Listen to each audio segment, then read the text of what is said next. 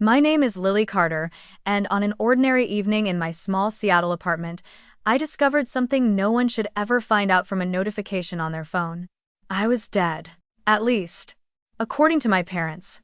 A friend sent me a link, and when I opened it, I froze. There it was, an obituary with my name, my photo, and a tragic story about an 8-year-old girl who died in a car accident. My mother wrote the tribute. My father approved it. Relatives and neighbors left heartfelt comments, mourning a girl who is very much alive. Why?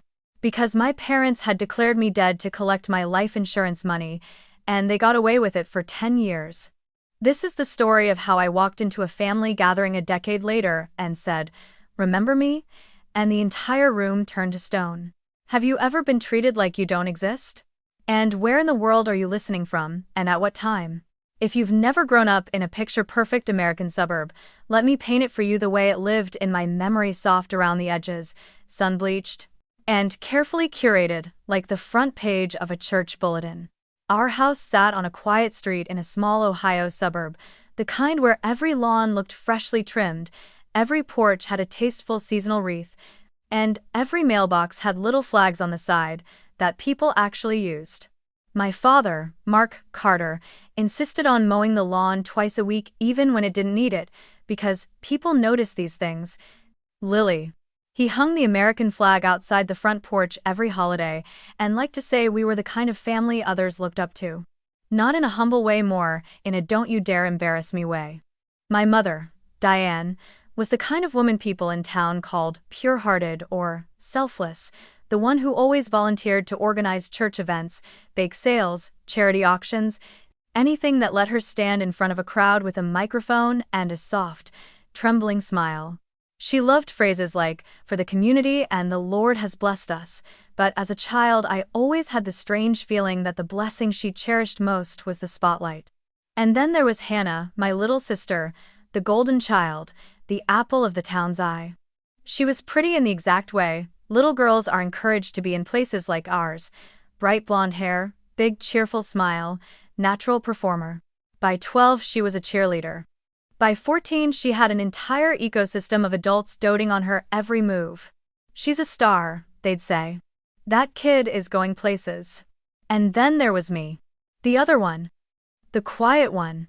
My hair was darker, my clothes never quite right.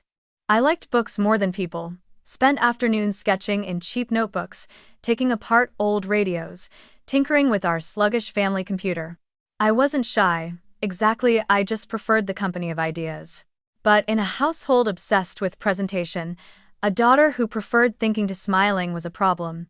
My father once told me, in that half-joking way he used when he meant every word, "Lily, honey, I'm not asking you to be a beauty queen. Just don't scare off boys by looking so serious all the time." I remember sitting at the kitchen table, a science magazine open in front of me, thinking, I'm 14. Why are boys even part of this conversation? But in our house, the future was a script already written. Hannah would marry well, make us proud, and I would hopefully not ruin the aesthetic. My mother was subtler. Her comments came wrapped in sweetness.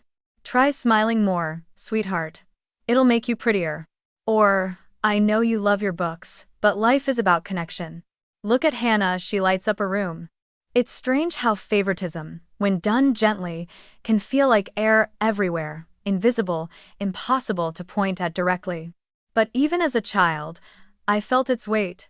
I felt it at school events where my parents cheered loudly for Hannah's routines, but sat politely silent through my art displays.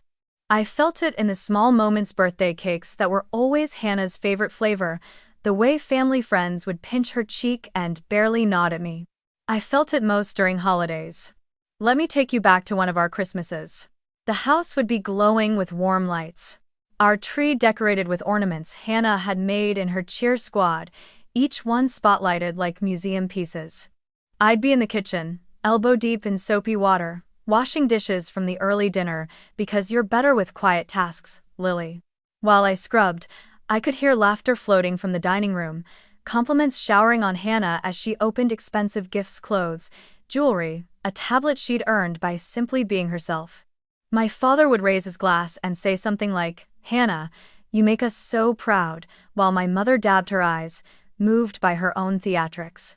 When I finally finished cleaning and tried to slip into the room, someone, an uncle, a cousin, a family friend, would inevitably make the same tired joke. "There's our little oddball." They meant it affectionately, I think. But affection can bruise, too. I'd laugh it off because a child doesn't have the language to say, "This isn't funny. This hurts." Instead, you swallow it. Over and over. Until the swallowing becomes instinct. Hannah never needed to ask for attention. It dripped from the walls, from the guests, from our parents. She was the investment. My father literally used that word once when talking to a neighbor. "We're putting everything into Hannah. That girl's going to shine." I was standing 2 feet away, holding a bag of groceries. He didn't lower his voice. He didn't even glance at me. That's the part that stays with you, not just the neglect, but the casualness of it. Like you were never part of the frame to begin with. My role in the Carter household was functional, not emotional. I babysat Hannah, helped her practice routines, prepped snacks for her friends, cleaned her room when she didn't feel like it. If I protested, my mother would tilt her head gently, as if disappointed in my lack of sisterly love. "You're the older one, Lily. You should set an example." But what she really meant was, be invisible, be useful. Don't disrupt the picture. Looking back, I realized the house itself was like a stage set. The polished entryway, the immaculate living room, the family portraits where my mother insisted we tilt our heads just so, all of it was an illusion curated for outsiders. The perfect Christian family, the successful suburban home, the parents who did everything right. And in every staged photo, Hannah always stood in front, glowing. I stood slightly behind, always a little out of focus. There's one memory that still hits me harder than I'd like to admit. I was 16, and our school organized a science fair. I built a working model of a small automated irrigation system, nothing fancy, but all mine. When the judges announced I'd won second place, I looked toward the bleachers, searching for my parents' faces. They weren't there. They had gone to watch Hannah's cheer practice instead. I walked home alone that day, ribbon in hand. When I showed it to them later, my mother smiled distractedly and said, "Second place is still good, honey." Before launching into a long story about how amazing Hannah had been at practice. My father didn't even look up from his laptop. "That's nice." Just 2 words. That was all I got. At the time, I didn't have the vocabulary to explain the ache sitting behind my ribs. I didn't know about family systems or scapegoats or the psychological gymnastics that make a child believe neglect is normal. All I knew was that no matter how gently favoritism is delivered, it still lands like a slap you're expected to thank them for. But now, at 28, with the clarity distance brings, I can name it plainly. I was the scapegoat in a family obsessed with appearing perfect. Hannah was the golden child, the proof of their success. I was the reminder of everything they didn't want to see: independence, difference, disobedience, truth. And maybe that's why burying me first emotionally, then literally on paper, was so easy for them. When a family spends years pretending your voice doesn't matter, pretending you don't belong, pretending your feelings are inconveniences, pretending you're dead is just one step further into the lie they've always lived in. 17 is an age that looks shiny from the outside: prom dresses, SAT prep books, bright futures. But for me, 17 felt like living inside a pressure cooker disguised as a happy Christian household. By then, I had learned the rhythm of favoritism in our home so well I could predict it like the weather. Hannah's achievements were spring sunshine, mine were quiet, passing clouds. Still, something inside me, some small ember of my own life, kept glowing. It glowed when I coded little games on our outdated family computer. It glowed in the way my heart beat faster reading about universities in Seattle or Denver, cities where no one would look at me like I was an afterthought. And it glowed brightest the day I opened the email telling me I'd scored high on my SAT, high enough for big scholarships. I remember sitting at the kitchen table, the laminate surface slightly sticky from someone's spilled juice, staring at my score as if it were a passport to another planet. A planet where I wasn't the wrong daughter. Where I was enough. I printed the score out and tucked it in my binder, imagining the moment I would show my parents. I thought, stupidly, that they might be proud. But deep down, A quieter, wiser part of me already suspected the truth. Pride was reserved for Hannah. I was meant to stay small, predictable, useful. Then there was my relationship with Ethan. He was funny, kind, came from a working-class Hispanic family, and treated me like I mattered. We met in a computer repair elective, of all places, soldering old motherboard pieces in a dusty back room of the school. He was the first person who ever said, "You're really good at this, you know," and meant it without comparison to someone else. The first person who looked at my interests as strengths rather than flaws. We were careful, quiet about it. But in a town where gossip travels like wildfire, and my father knew everyone from church to the bank branch he managed, secrets don't stay secret for long. My parents found out about Ethan the same week they discovered I'd applied to schools out of state. I had done it in silence, using school computers, my guidance counselor helping me with essays and FAFSA forms like she was doing something sacred, and maybe she was.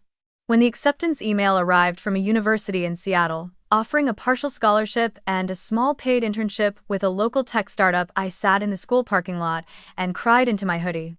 Not out of fear, out of hope. Real, choking, terrifying hope. But hope is dangerous in a family that relies on control. Some people talk about the moment their lives split into before and after. For me, it was a Thursday night in May. The family meeting. My father's voice had that artificially calm tone he used when preparing to punish someone. My mother's hands were clasped at her chest like she was auditioning for a church skit about suffering. Hannah sat with her chin lifted, already rehearsing her superiority. I walked into the dining room and knew immediately that something had been discovered. My printed acceptance letter sat on the table, next to a screenshot of a photo Ethan and I had taken at a school fair. "Explain this," my father said, tapping the letter with 2 fingers like it was evidence of criminal behavior. "I got accepted," I said softly, trying to hold my ground. I want to study computer science. They offered me a scholarship. And a paid internship." My voice trembled despite every effort not to let it. My father leaned back, arms crossed. "And when were you planning to tell us? After you ran off to some crime-infested city across the country?" My mother shook her head with exaggerated heartbreak. "Lily, how could you go behind our backs like this? We raised you better than that." Hannah snickered. "It's so weird imagining you in Seattle. They actually hire people like you?" It escalated fast after that.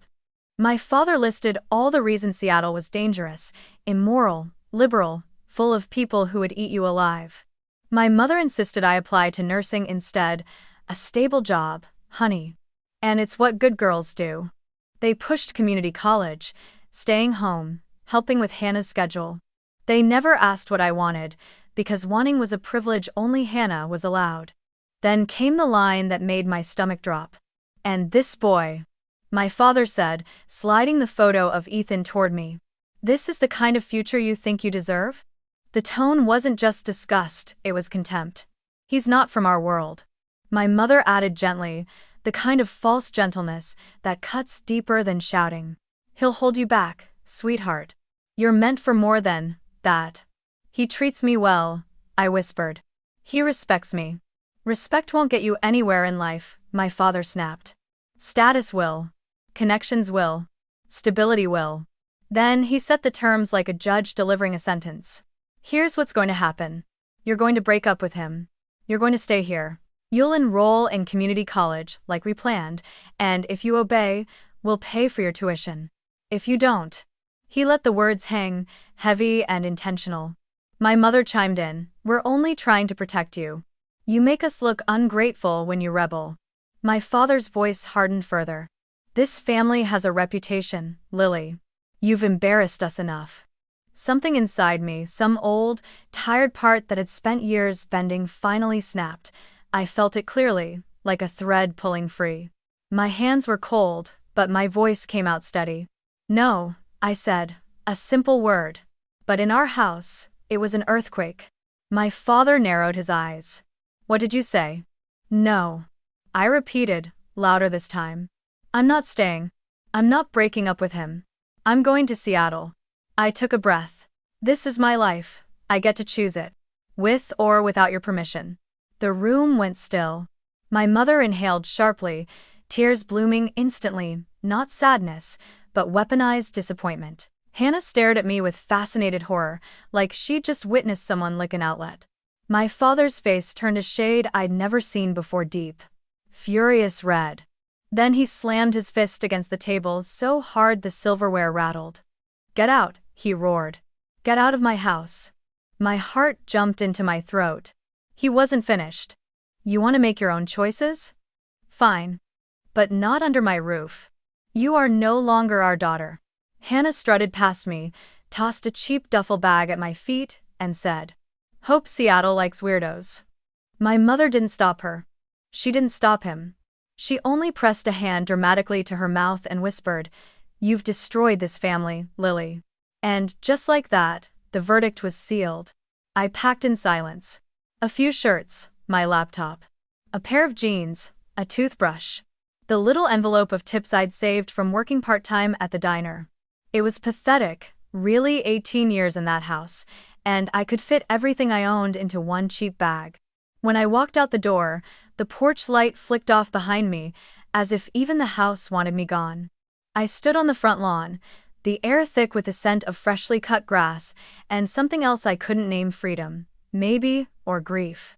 I told myself the worst part was over. I told myself that losing a family that never wanted me wasn't really a loss. I told myself I was walking toward a new life. What I didn't know, what I couldn't possibly imagine, was that 10 years later, I wouldn't just lose the Carter family. I would lose my own name, my own record, my existence. They hadn't just told me I wasn't their daughter. A decade later, they would decide I wasn't alive at all. Seattle didn't welcome me with open arms. It greeted me with a gray sky, a wet sidewalk, and the kind of cold that settles into your bones before you even realize you're shivering. But even that felt better than the silence of my childhood home. At least this cold was honest. At least this city didn't pretend to love me while quietly wishing I'd disappear. I landed with one duffel bag, a laptop that overheated whenever I opened more than 3 tabs, and exactly $312 from diner tips and odd jobs. My first living situation was a cramped shared room in a student housing complex, the kind where the walls were thin enough to hear your neighbors argue about ramen flavors. I lived with a girl named Kayla, a loud, chaotic theater student who talked like every sentence was a monologue. We couldn't have been more different, but she was the first person who ever said, "You're safe here," and meant it. My days fell into a brutal rhythm. Mornings behind a barista counter, wiping milk steam off my apron while tourists ordered complicated lattes I barely understood. Afternoons in community college classrooms, collecting credits one by one like stepping stones toward the degree I knew I needed. Nights repairing laptops for extra cash, or coding simple websites for small businesses that didn't know their fonts weren't supposed to blink. I slept maybe 4 or 5 hours on a good night. I lived on black coffee, dollar store noodles, and determination. There were moments, tiny, sharp moments, when my hand would hover over my phone late at night, tempted to call home. To say I was alive, to say I was trying. To ask, just once, if my mother ever regretted letting me walk out that door. But then I'd hear my father's voice echoing from memory, cold and final, "You are no longer our daughter." The words acted like a lid, sealing the ache inside. So, I never made the call. Not once. Instead, I held on to the things that survived with me. My curiosity, my stubbornness. My hands that always wanted to take things apart and figure out how they worked. In one of my programming classes, a professor told me, "You think like an engineer, Lily." No one had ever said something like that to me. It sparked something. A belief in myself I didn't know I was allowed to have. I started picking up more coding gigs. Small ones at first, fixing outdated systems for mom and pop stores, writing little security scripts for college clubs. I didn't realize it then, but those tiny projects were the stepping stones to everything that came after. Around year 3, I transferred to a university in Seattle. The campus was enormous and intimidating, full of students whose parents visited often, sent care packages, and showed up at events. I watched them from a distance, my chest tightening in a way I learned to ignore. I survived on scholarships, grants, and the sheer force of needing to prove to myself more than anyone that I wasn't the failure my parents had assumed I'd become. It was during a security workshop that everything shifted. A guest lecturer, a wiry, excitable engineer from a local cybersecurity startup, ran a Capture the Flag challenge. I solved a complex encryption puzzle in under 10 minutes. He stared at me like I'd grown a second head. "Have you ever considered working in cybersecurity?" he asked. I shrugged. "I don't really know anything formally." He replied, "You don't need formal. You need instinct. And you've got it." 2 weeks later, he helped me land a part-time internship.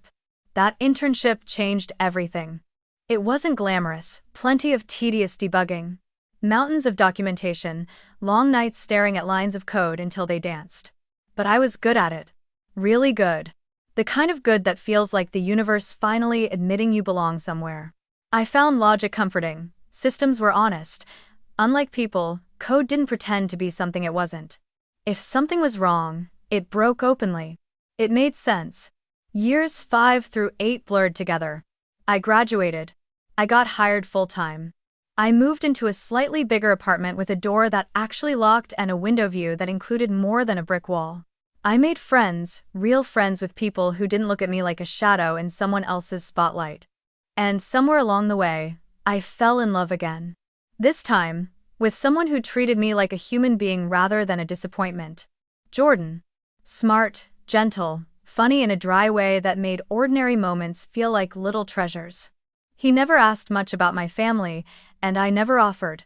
Some silences feel safer that way. By year 8, I was leading a small team at my company, working on security protocols that could have terrified teenage me. I'd become someone I couldn't have imagined back in that Ohio dining room. Confident, capable, respected. But the biggest turning point came in year 9, when a former colleague approached me with an idea, a new cybersecurity startup, small but ambitious, and they wanted me as a co-founder, me. The girl who used to wash dishes while her sister opened presents. The girl who was told she'd ruin her life by studying tech. I said yes. And, for the first time, I said it without fear. The startup was lean, exhausting, exhilarating. There were nights we slept in the office, arguing over architecture or debugging until sunrise. But it was ours. And it grew. Slowly, then suddenly. Clients came. Investors noticed. By year 10, I had a solid salary, equity shares, and a team who trusted my judgment. I had an apartment filled with things I chose. A life I had built piece by piece. From scratch, without anyone's permission. And through all of it, every small victory, every milestone, I never heard from my family. No calls. No emails. No accidental sightings. If they thought I had disappeared, then good. Disappearing had allowed me to survive. Some nights, I'd lie awake and think about them not with longing, but with a strange, detached curiosity. Did they ever wonder where I went? Did Hannah ever miss me? Did my mother ever replay that night I left? I doubted it. If anything, I imagined they slept easier without me, relieved the troublesome daughter was no longer around to ruin their perfect narrative. Eventually, I told myself a story, one that felt easier than the truth. They're happier without you. You're the child they erased. And maybe that's okay. But I didn't know, not yet, how literal that erasure would become. I didn't know there was an obituary waiting for me on a church website. A death certificate filed under my name. Insurance money paid out to the people who once told me I wasn't their daughter. I didn't know that the life I built, every inch of it hard-earned, was living in the shadow of a girl who, according to my family, had died at 18 and never made it out of Ohio. It would take 10 years for the truth to reach me. 10 years before I realized the past I thought I'd outrun hadn't just followed me, it had buried me. And when I discovered what they'd done, the girl they tried to kill off would rise again. Not as their daughter, but as the woman they never expected me to become. I wish I could tell you that after finding my own obituary, I took a day to breathe, to process, to let the weight of it settle. But that's not how my mind works, especially not after a decade of surviving on instinct. My brain flipped immediately into analysis, mode, the same mode that helped me debug systems at 3 in the morning or trace breaches across tangled networks. I treated my own death like a corrupted file. If there was a record claiming I had died, then somewhere a system had logged it, and systems don't invent entries by accident, people make them. Someone had filed my death on purpose. Someone had typed my name into the line that asked for deceased. She hadn't just let me disappear from her life. She had erased me, officially, legally, entirely. My hands shook as I scrolled to the section listing the hospital and the physician who supposedly handled the case. The hospital name was one I didn't recognize, an unlicensed urgent care that, according to a quick search, had shut down years ago for failing inspections. The attending physician's name returned 0 results. No license. No history. No existence. My breath hitched when I clicked it open. It was horrifyingly simple. A single sheet of PDF with my name at the top, a case number, a date just 2 months after my 18th birthday, and the cause of death listed as motor vehicle accident, fatal injuries sustained. A location: bridge on County Road 7. A note: no resuscitation attempted. My mouth went dry. I had never even been on County Road 7. Not once. But the detail that made my pulse spike wasn't the fake accident or the location. It was the line midway down the page that read, Informant, Diane Carter, Mother. My mother had signed the paper that declared me dead. I stared at her signature for a long time. I knew that swooping D, the careful curve of her last name. She always practiced her handwriting to look presentation ready. Suddenly, every memory of her crying in church, her trembly voice saying things like, "The Lord gives and takes away," made a sick kind of sense. She hadn't just let me disappear from her life. She had erased me, officially, legally, entirely. My hands shook as I scrolled to the section listing the hospital and the physician who supposedly handled the case. The hospital name was one I didn't recognize, an unlicensed urgent care that, according to a quick search, had shut down years ago for failing inspections. The attending physician's name returned 0 results. No license. No history. No existence. The funeral home listed had been sued for fraud multiple times. Everything pointed to a fabricated chain: a ghost hospital, a ghost doctor, a ghost funeral home. And me, the ghost child. But the question kept burning at the center of my chest: why? Why go this far? Why create an entire fake death? Why take the risk? Why lie so thoroughly? There was one answer that made my stomach twist even before I confirmed it. Insurance. My father had worked in insurance for years. And I had a sinking, nauseating suspicion who that someone was.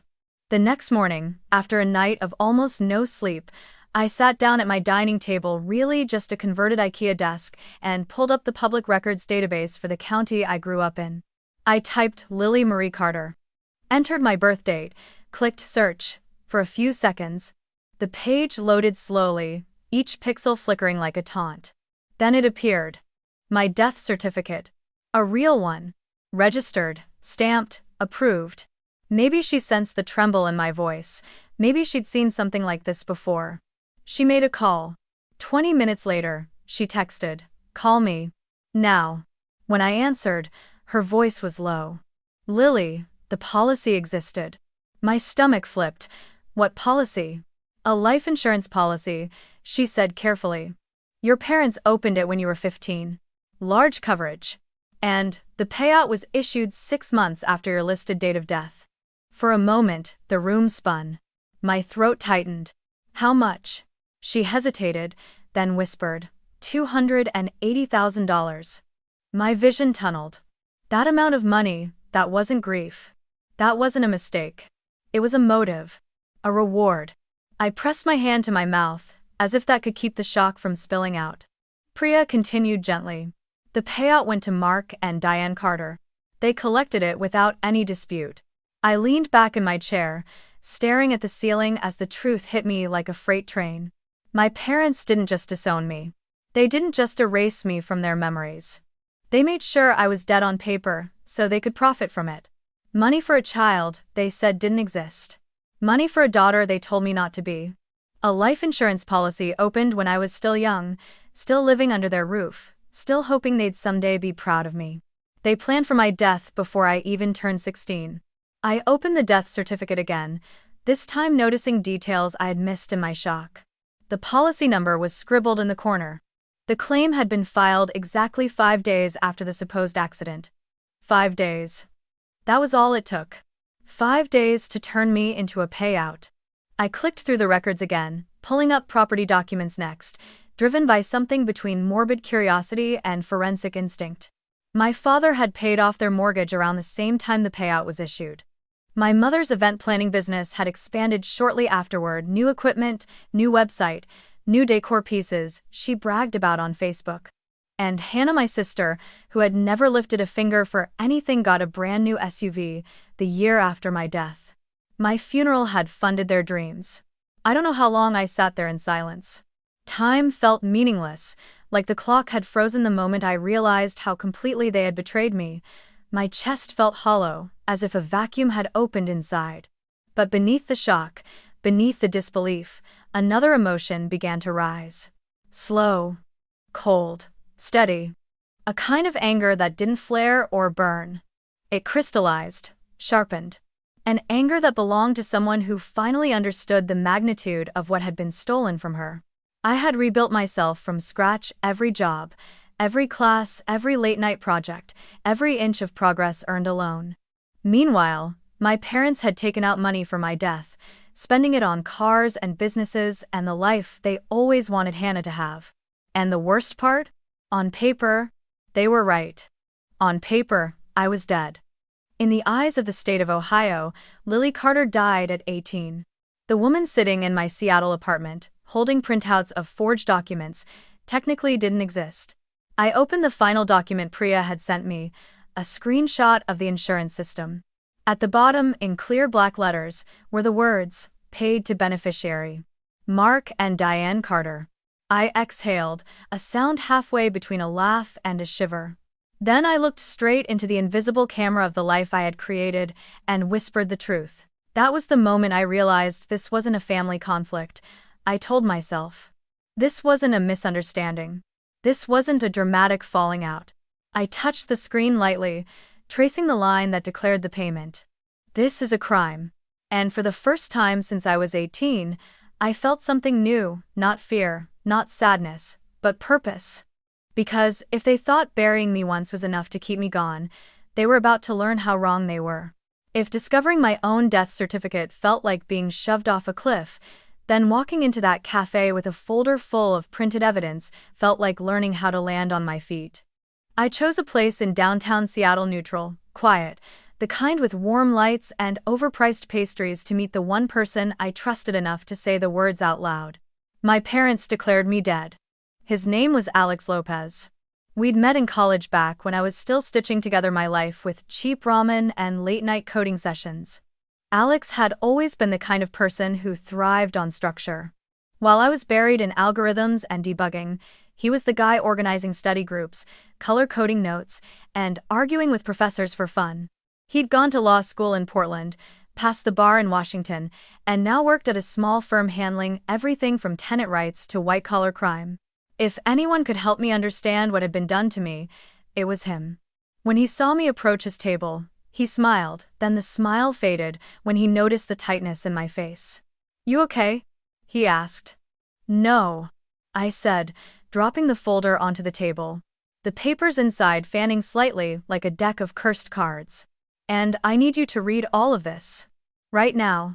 He opened the folder. The obituary sat on top. Then the death certificate. Then the insurance summary. I watched his expression shift from curiosity to disbelief to something darker. His brows knit together. His jaw clenched. "Lily, what the hell am I looking at?" "My death," I said simply. He read in silence for several minutes. When he finally looked up, his voice was low and controlled, the way someone sounds right before they explode. "This isn't just wrong. This is fraud. Multiple layers of fraud.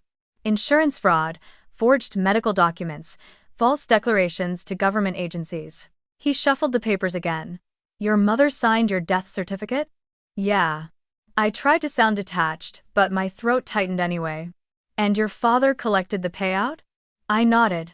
He exhaled sharply. "Jesus, Lily." For a moment, we sat in silence, the ambient cafe music feeling impossibly out of place. People around us sipped lattes, typed on laptops, laughed at something on their phones, completely unaware that at our table, we were piecing together the blueprint of a crime so grotesque it barely sounded real. Alex tapped the death certificate with his index finger.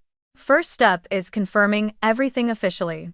You need full records from 3 places: the county sheriff's office, the hospital named here, though I'm guessing it's fake, and the funeral home. It is fake, I said. All of it. Then that, he said, makes it even worse. He opened his laptop and started typing rapidly, glasses sliding down the bridge of his nose. We'll need to request official copies of everything: the accident report, the coroner's notes, the hospital intake, the funeral home logs. If any of those don't exist, and I'm assuming they won't, that's proof of deliberate fabrication. What about the doctor? I asked. The one who signed the certificate? He scrolled through public medical licensing databases. There's no doctor registered under that name in the entire state, he said. Either the signature was forged, or they used the name of someone who doesn't exist. I swallowed hard. They went through all of this, just for money. Alex paused, looking at me with a softness I hadn't expected. Lily, they didn't just fake a paper trail. They erased your existence. That's not normal parental anger. That's criminal intent. His words hung between us, heavy and sharp. I forced myself forward. What about the insurance side? How do we confirm the payout? He nodded. I'll submit a formal request for your policy details and the claim file. If the insurance company already flagged anything suspicious back then, it'll be in their records. If not, they'll be very interested once they see you're, well, alive? I finished bitterly. He didn't laugh. Alive changes everything. I am. An hour later, we had a plan, a real one. Legal, methodical, terrifying. Step 1. Gather all documents officially. Step 2. Present findings to a district attorney. Step 3. Prepare for litigation, criminal charges, and a full audit of the insurance payout. Step 4. Confront the people who had killed me on paper. Before we left the cafe, Alex scribbled on a napkin the timeline of my death. Insurance policy opened when I was 15. Death certificate filed at 18. Claim submitted 5 days later. Payout issued 6 months after that. And then he circled a cluster of dates in red ink. What's that? I asked. He tapped it. This is when your father paid off his mortgage. Another tap. This is when your mother expanded her event planning business. Another. And this is when Hannah got her car. I stared at the napkin, feeling something cold and clean settle in my veins. The kind of clarity that only comes after shock burns away. My funeral money had become their stepping stones. Their comfort. Their success. Their investment in the child they actually valued. I had told myself so many stories over the years that maybe they regretted how things ended, maybe they wondered if I was okay, maybe they prayed for me. But the truth was uglier, simpler, more final. They had profited from my absence. They had built a better life because I was dead.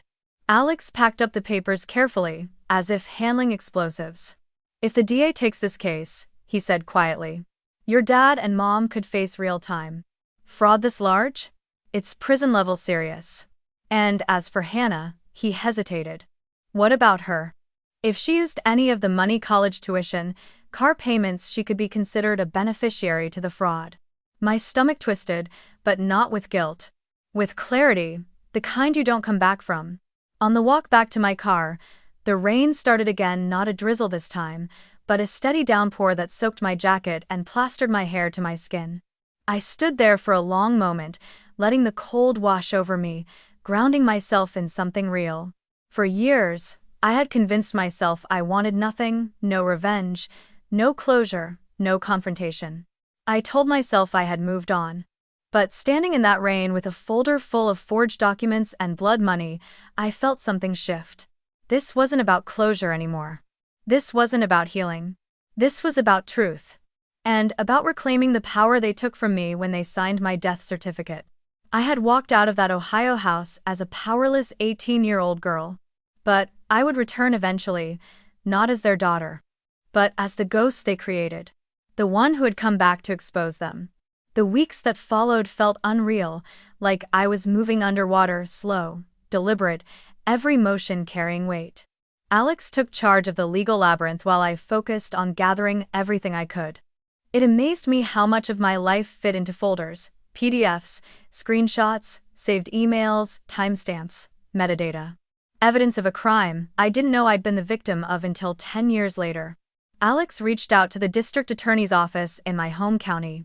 He warned me that DAs weren't always quick to act, that cases like this needed airtight proof, but when he called me afterward, his voice held a stunned disbelief. "Lily," he said, "they want to talk to us, today." The DA's name was Monica Alvarez, a sharp, composed woman whose presence filled the conference room, even through a video call. She listened as Alex walked her through the documents: the forged death certificate, the non-existent doctor, the fraudulent funeral home, the insurance payout. Monica's expression didn't change, but her eyes sharpened with every detail. When we finished, she leaned back in her chair. "This is one of the most elaborate personal fraud cases I've seen in years," she said. "And the cruelty." She shook her head slightly. "We'll open an investigation immediately." My breath caught. "Does that mean they'll be arrested?" "Eventually, if the evidence holds," she said. "But for now, we keep this sealed. We don't want to spook them before we're ready." "And what do you need from me?" I asked. "Stay quiet. Keep collecting anything that proves your identity and your timeline since leaving home. We'll subpoena the rest." Stay quiet. That was something I'd done my entire childhood. But this time, silence felt like power, not submission. Over the next weeks, my apartment became an investigation command center. I scanned every document: birth certificate, school records, my first paycheck, my college transcripts, utility bills, anything proving I'd been alive while Ohio claimed I was dead. I uploaded backups to encrypted cloud storage, emailed copies to myself under different accounts, and kept a physical binder locked in my desk drawer. I started journaling, too, not for myself, but for clarity. To record every memory from that year. The night they kicked me out, the first job I worked in Seattle, the people who could verify where I'd been. Trauma blurs things, writing made it solid again.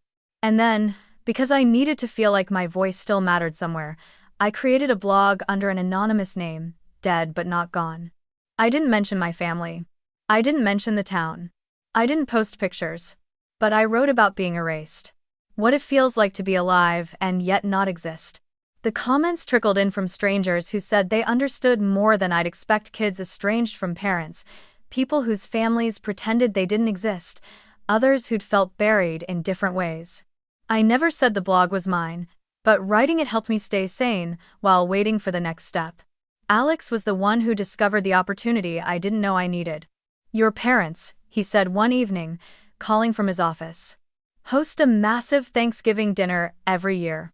Looks like they invite half the church. And every Christmas Eve, they have a big family gathering with extended relatives." I froze. I hadn't thought about those holiday gatherings in years: perfectly decorated tables, heavy casseroles, people pretending to be wholesome while gossiping about the same neighbors they prayed with. "They still do that?" "Oh yes," Alex said dryly. "Your mom posts about it every year. Inspirational captions. Photos of homemade pies. Hashtags like, blessed beyond measure." I almost laughed. Of course she did. Then Alex's tone shifted lower, more careful. "The DA has a suggestion." I waited. "If you showed up at that gathering," he said, alive, "in front of everyone, before they know you've filed anything." He paused. "People say things under shock. They confess, they react, they expose details they shouldn't. And with that many witnesses." My stomach tightened. It was risky. It would be emotional hell. It would mean walking back into the house that exiled me. But Monica's voice echoed over the speaker when she joined the call. "I'm not telling you to confront them," she clarified. "But if you choose to appear unexpectedly, it could strengthen the case. Dramatically, fraud cases often hinge on intent. Seeing their reactions in real time, that's a window into intent." Intent. The one word that mattered most. For days after that call, I couldn't sleep properly. My mind swung like a pendulum. Ignore them. You're free. You owe them nothing.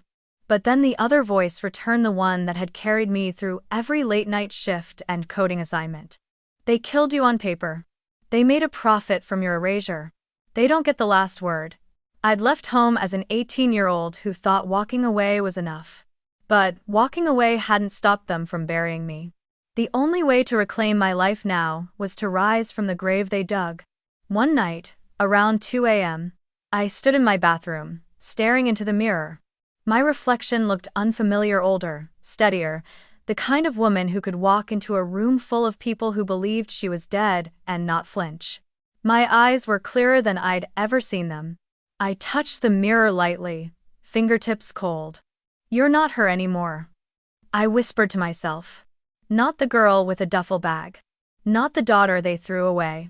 The next morning, I called Alex. I'm doing it, I said. He didn't ask if I was sure. He simply asked, when's the next family gathering? Thanksgiving, I said. A beat of silence. Then that's the day, he replied. After the call, I stood in my quiet apartment, clean counters, warm lamplight, soft hum of the refrigerator, and realized something else. For the first time in my life, I wasn't scared of them. Not anymore. Ignore them. You're free. You owe them nothing. But then the other voice returned, the one that had carried me through every late-night shift and coding assignment. They killed you on paper. They made a profit from your erasure. They don't get the last word. I'd left home as an 18-year-old who thought walking away was enough. But walking away hadn't stopped them from burying me. The only way to reclaim my life now was to rise from the grave they dug. And as I stood in front of the mirror again that night, wearing the calm expression of a woman who had survived everything meant to break her, I heard myself say the words that would anchor everything still to come.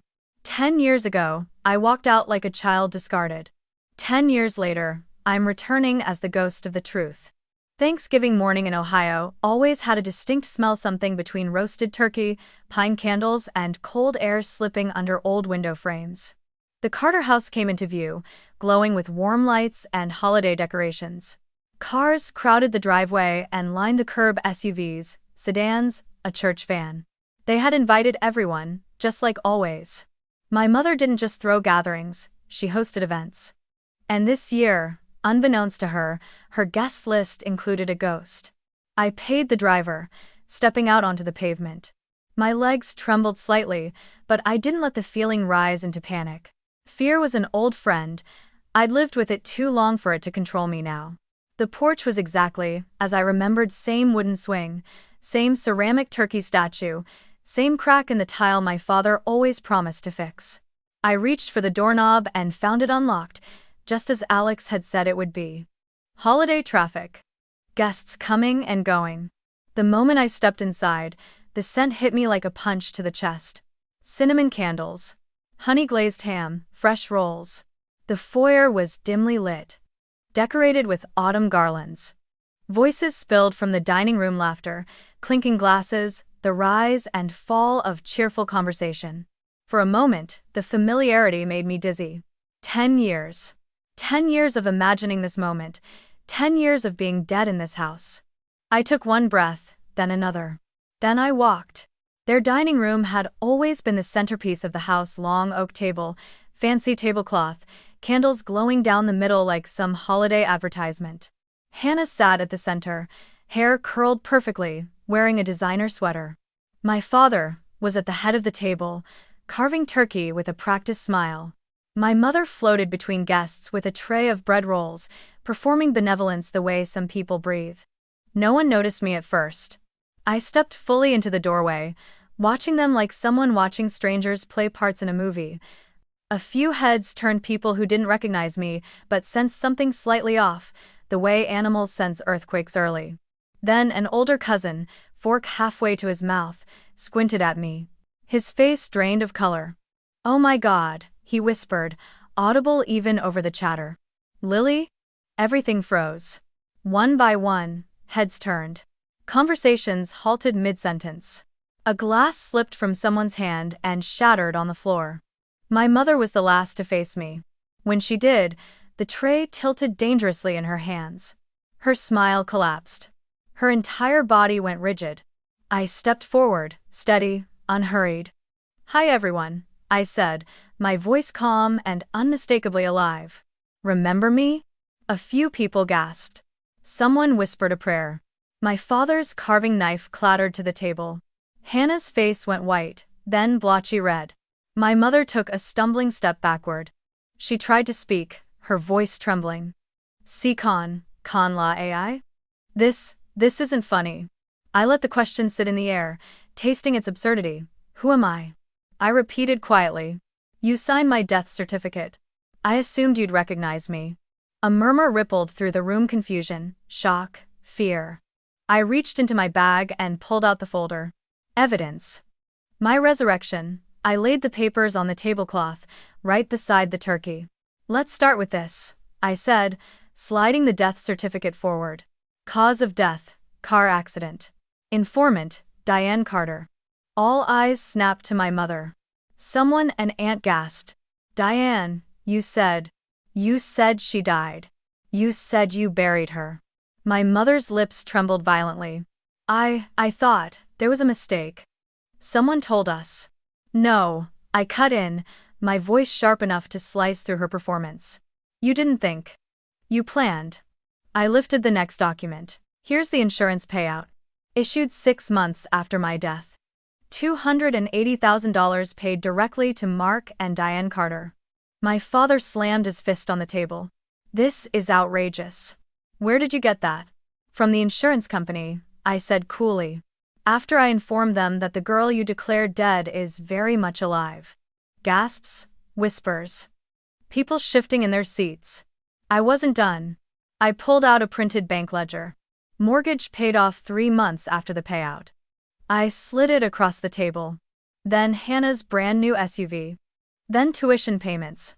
Then a business loan for Mom's event company, all traced back to the same source. My mother's voice cracked. Stop this." I looked at her, my expression flat. "Stop telling the truth?" The room erupted in shock. Someone from church, the same pastor who had spoken at their fake memorial, stood up, face red with fury. "Diane, you told the entire congregation she died. You accepted donations. You held grief counseling sessions." Hannah burst into tears. "I didn't know. I swear, I didn't know." I raised an eyebrow. "You wrote college essays about losing your sister." Gasps again. "You posted tributes online. You used my death for sympathy points every year." She opened her mouth, but no sound came out. I turned to the room. "In case anyone is confused, yes, I've already filed with the district attorney. And with the insurance company. This is fraud. Federal fraud, felony charges. Prison time. Asset seizure." My father stood abruptly, knocking over his chair. "You have no right to come in here and—" "I have every right," I said, cutting him off. "You declared me dead. I get to show you what a dead girl looks like when she walks back into the room." The explosion came from the most unexpected place, my grandmother. She rose shakily from her seat, pointing a trembling finger at my parents. "How could you?" she shouted, voice cracking. "How could you do this to your own child?" Then another voice, my father's former colleague from the insurance industry, stood up, his face twisted in disgust. "Mark, I trusted you. I vouched for you. And you used your daughter's death, your fake daughter's death, to commit fraud?" He slammed his drink on the table. "I don't want anything to do with you." Chaos broke open like a storm, people shouting, people crying, people accusing. The golden family image shattered in a single night. I didn't flinch. I didn't apologize. I didn't comfort anyone. I looked directly at my parents' faces, pale, hands shaking, the truth finally strangling them. 10 years ago, I said softly. You told me to get out. You said I was no longer your daughter. I stepped back, letting silence settle like ash. Fine. From today on, you have no right to call yourselves my parents. It screeched nearly, and a murmur rippled through the room, some horrified, some relieved the truth was finally out. I didn't come here for revenge, I said. I came to return the truth to the people you lied to. Then I turned away. Slowly, deliberately. Walking out of that house didn't feel like it did when I was 18, frightened, unsteady, unsure of the world waiting outside. This time, I walked out knowing exactly who I was. Knowing exactly who they were. Behind me, I heard shouting, crying, denial, accusations, chaos swallowing the Carter family whole. But I didn't look back. Not once. The fallout began before I even made it back to Seattle. By the next morning, my phone was vibrating nonstop texts, missed calls, voicemails, stacked like dominoes. Somehow, someone at the gathering had recorded part of the confrontation and sent it to a cousin, who sent it to a neighbor, who sent it to someone from church. In small-town Ohio, news travels faster than morality. By noon, the entire community knew the Carter family's secret. The daughter they buried was alive. And she had walked into Thanksgiving like Lazarus with receipts. At first, the messages were hesitant, confused. "Lily, is it really you? We heard something happen last night. Are you okay? I'm so sorry if I ever believed what they told us." Then came the guilt-soaked ones. "I always thought something felt off. It's Sulliverty Tang. Your mother talked about you so often, but never with details. We should have asked more questions." There were even apologies from people who had whispered behind my back in high school, people who, 10 years ago, watched me walk out of town with a duffel bag and pretended not to see. By evening, the story had spread far beyond the cul-de-sac. Someone had tipped off the local news. The headline hit like a drumbeat. Ohio couple accused of faking daughter's death to collect insurance payout. The article described everything in stark, clinical language: falsified documents, non-existent doctors, suspicious funeral home, and a daughter me who had reappeared with evidence. They quoted neighbors, expressing disbelief. They quoted family members in shock. And they quoted Monica Alvarez, the prosecutor, who did not mince words. In my career, this is one of the most disturbing acts of familial fraud I've encountered. This was not a mistake. This was a deliberate, orchestrated scheme, carried out over several years. The video segment that followed showed a blurred-out clip of the chaos during Thanksgiving dinner. Even blurred, you could hear the shouting. Someone had also snapped photos of my mother collapsing into a dining chair, my father gripping the table like he was drowning, Hannah mid-sob. The image was surreal, the perfect Carter family finally exposed for what they really were. Within 48 hours, the legal system moved. My mother was arrested first. Charged with insurance fraud, falsifying medical documents, filing false reports, financial deception, and misappropriation of funds obtained under fraudulent circumstances. She was handcuffed in her own living room while neighbors watched from their porches, murmuring behind half-closed blinds. My father wasn't far behind. He was brought in as a co-conspirator, someone who knowingly benefited from the fraud. He tried to claim ignorance, but the signed bank transfers told a different story. Mortgage payments, business purchases, tuition fees, all tied to the money meant for a dead child. The insurance company came next. They sent a demand letter, repayment of the full $280,000 plus interest, plus penalties. When my parents couldn't pay and, of course, they couldn't, foreclosure proceedings began on the house. The home they bought with my funeral money was now being taken because they'd stolen that money in the first place. Hannah's life unraveled like loose thread. Her boyfriend dumped her days after the story broke. Her workplace, a marketing firm that prided itself on family values, put her on unpaid leave until further notice. She posted a long, tearful Instagram story blaming me for destroying her life. She never once mentioned that she had benefited from the same money that came from my supposed death. In her mind, she was the victim.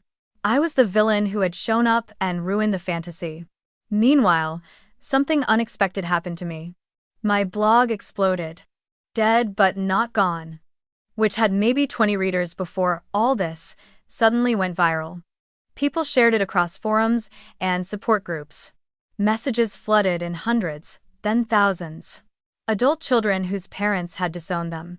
Kids who were scapegoated in perfect families. People who were erased in quieter, but equally brutal ways. They wrote paragraphs, pages, essays. Some had never told anyone their stories before. They wrote to me like I was a lighthouse in fog. One message read, "When you showed up alive, you showed up for all of us." Another, "You made me believe my truth matters, even if my family denies it. Still fanged." And this one, which made me cry unexpectedly at 2 in the morning.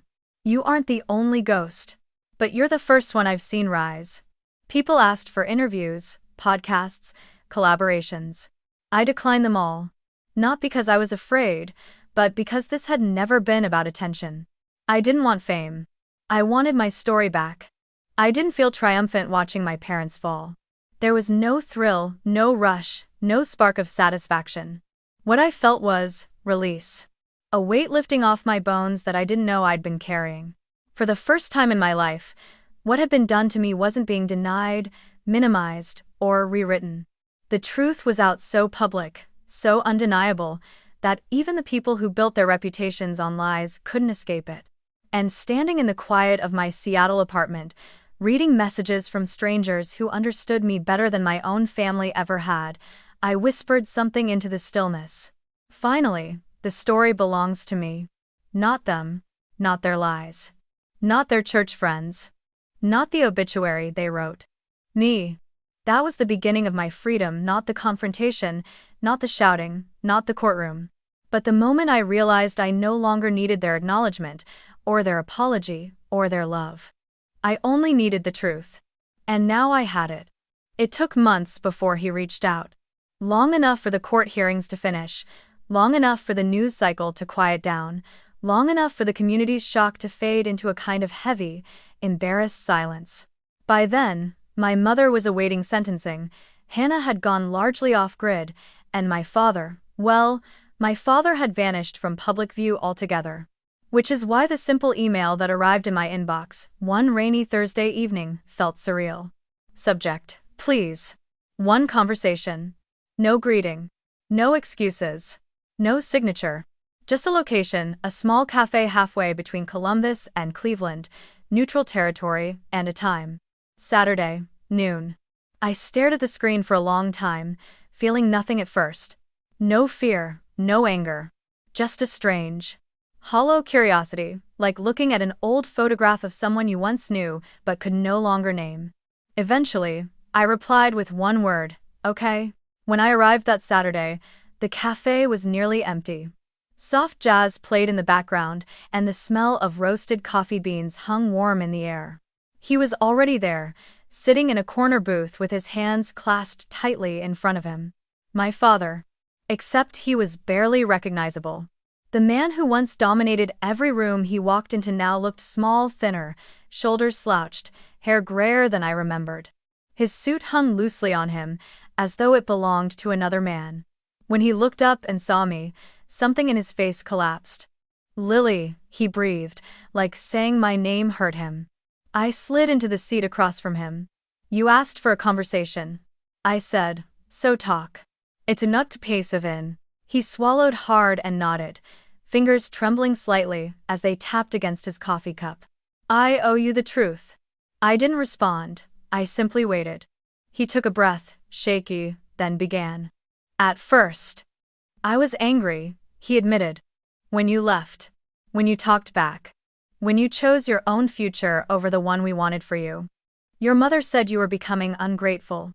Out of control. I believed her. I stayed silent. I told myself you'd come crawling back, he continued. You were 18. No money. No support. I thought life would break you, and when you came home, you'd be obedient again. The shame in his voice was unmistakable. But you didn't come back. And that made your mother furious. I kept my hands folded neatly on the table. Go on. He looked down at his coffee, unable to meet my gaze. When she brought up the insurance policy, I didn't want to hear the details. I didn't ask questions. I didn't want to know, he closed his eyes. We were drowning in debt. The house. Hannah's tuition. Your mother's business. I let her talk me into signing what she needed me to sign. I told myself it was just paperwork. And, when you realized I was alive? I asked quietly. He opened his eyes then, and they were full of something I hadn't seen before, not authority, not anger, but raw, fragile fear. About a year after we filed the claim, I hired someone to check on you. The words hit me like ice water. You hired a private investigator? He nodded miserably. I needed to know if you were okay. If you were alive. And when you learned I was? He let out a broken breath. I panicked. If we reversed it, we'd lose everything. The house, our jobs, our reputation. There would be investigations, audits, prison. So you pretended I was dead, I said, my voice steady. For 10 years. His silence was an admission. Say it, I demanded softly. His voice cracked. I was a coward. I chose money. I chose comfort. I chose the life we'd built over doing the right thing. I let your mother make all the decisions because I didn't want to face the consequences of the first one. There it was. The truth. Ugly, heavy, irrevocable. He looked at me, then really looked, and his eyes filled with tears. I know I don't deserve forgiveness. I know I don't deserve to call you my daughter. But I needed you to hear this from me. Not from the courts. Not from the news. From me. For a long moment, we sat in silence. And in that silence, I realized something important. I felt nothing for him anymore. No longing, no grief. No ache for the father I once wished I had. Whatever bond once existed had withered so completely that all that remained was clarity. Let me ask you something, I said quietly. If none of this had come out, if I hadn't walked into that Thanksgiving dinner, would you have ever told the truth? His eyes dropped instantly. He didn't answer. He didn't need to. Thank you, I said softly. That tells me everything. He nodded, tears slipping down his cheeks. Then, with shaking hands, he reached into his coat pocket and pulled out a worn white envelope. He set it on the table between us. This is what should have been yours, he said. A portion of what we owed you. I know it's not enough. It never could be. But it's something. I stared at the envelope. Money. A gesture of guilt. A fraction of a debt that could never truly be repaid. I picked it up not as a gift, not as inheritance, not as anything sentimental. As payment, as restitution, as closure. I'll take it, I said calmly. But not for me. I slid the envelope into my bag. I'm going to use it to help kids like I once was. Kids who get pushed out of homes that were supposed to protect them. He nodded, unable to speak. I stood. He remained seated, staring at his trembling hands as though the truth had aged him 20 years. Goodbye, I said gently. And please understand. I'm not your daughter anymore, not by law, not by blood, not by choice. He flinched, but he didn't argue. He didn't beg. He didn't chase after me. He just sat there small, broken, alone, finally forced to live with what he'd done. And as I stepped out of the cafe into the gray afternoon light, I felt no triumph. Only a deep, steady peace. Some endings aren't loud. Some endings aren't cruel. Some endings simply free you. 2 years passed quietly, steadily, without drama or collapse. Not because nothing happened, but because everything that mattered finally happened on my terms. The legal storm that once hung over my life eventually ran its course. My parents received suspended sentences, fines so large they would be paying them for the rest of their lives, and a community reputation so shattered it would never mend. The house, the same one I had been kicked out of at 18, was foreclosed on and auctioned off. I didn't attend the hearing. I didn't watch the news segment replaying the verdict. I didn't speak to them again. And when my mother suffered a health scare months later and distant relatives whispered about funerals and obligations, I stayed home. I didn't go back to that town. Not even to say goodbye. Some goodbyes don't need to be spoken, they're lived. During those 2 years, my life rebuilt itself in ways I never expected. At the tech firm, I rose from senior engineer to leading an entire cybersecurity team, something I had once only dreamed about during sleepless nights in cheap shared apartments. My coworkers trusted me. My supervisors relied on me. I belonged in a world built on logic, truth, and precision, not on emotional manipulation or fake narratives. I also started something small almost by accident. A support group. At first, it was just an anonymous forum connected to my blog, a space where people who'd been erased, scapegoated, or betrayed by their families could write without being judged. But it grew. Messages turned into weekly online meetups. Meetups turned into a podcast where I invited guests to tell their stories: teachers, nurses, coders, artists. Waitresses, each one carrying a burden they had never been allowed to put down anywhere else. I didn't speak about my family anymore. Not because it hurt, but because their chapter in my life had already closed. Now, I wanted to help other people write their next chapters too. The envelope my father gave me crumpled, heavy, reeking of guilt, became something entirely different. I split it in half. One part funded a scholarship program for teenagers who wanted to study tech, but came from homes where education was discouraged or financially impossible. The other part went to a shelter for homeless youth, the ones who, like me once, had nowhere to go when the people meant to protect them turned them out. It felt right. It felt like reclaiming something that had once been taken by force. And then came the moment that surprised even me. The first holiday season I spent intentionally joyfully, surrounded not by blood relatives, but by people who had chosen me and whom I had chosen in return. My apartment wasn't large, and the dining table wasn't some elaborate, magazine-worthy centerpiece. But on Friendsgiving night, the room glowed with soft lights and mismatched plates, and every seat was filled. There was Rachel, my coworker who always brought too many pies. Jordan, who teased me about my obsession with code efficiency. Nisha, who had shared her own story of estrangement on the podcast and quickly become one of my closest friends. Emily and Mateo from my team, both loud and warm and shamelessly competitive about board games. And behind me in the kitchen, someone I hadn't expected to be part of my life 2 years earlier, a partner who met me halfway in everything, who never questioned the shadows of my past but helped me build something steadier, softer, deeper. The laughter in my apartment was messy and real, not the stiff, curated joy my mother once orchestrated at her holiday events. No comparisons. No forced roles. No perfection. Just warmth. Just connection. Just family chosen, not inherited. I stood for a long moment in the doorway, watching everyone pass dishes, tease each other, spill drinks, scramble for forks, argue about who overcooked the rolls, and something inside me loosened in a way I didn't know it still needed to. For the first time, I saw clearly. Family isn't who you're born to. Family is who builds a life with you. I wasn't the dead girl anymore. I wasn't the scapegoat. I wasn't the daughter erased for profit. I was Lily Carter, alive, whole, and finally belonging somewhere. Later that night, after the dishes were washed and everyone had left, I sat by the window with a mug of tea, looking at the quiet city lights. A different kind of peace settled over me, not the numb silence I had grown up with, but a warm, grounded calm. In that silence, I found words rising in me, words I wished I could send back in time to the girl I used to be. You were never unworthy. You were never the problem. You were never disposable.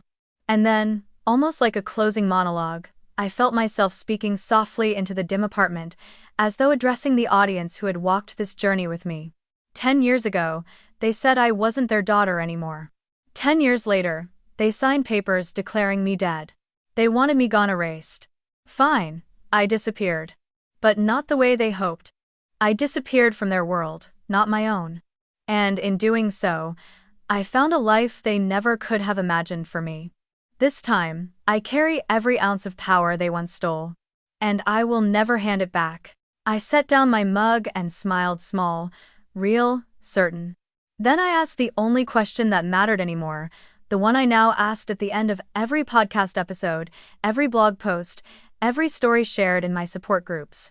If you've ever been treated like you don't exist, what will you choose next? Try to earn back a place in a home that never saw your worth? Or build a life where you decide who you are and what you're worth? And one more thing, where in the world are you listening from tonight?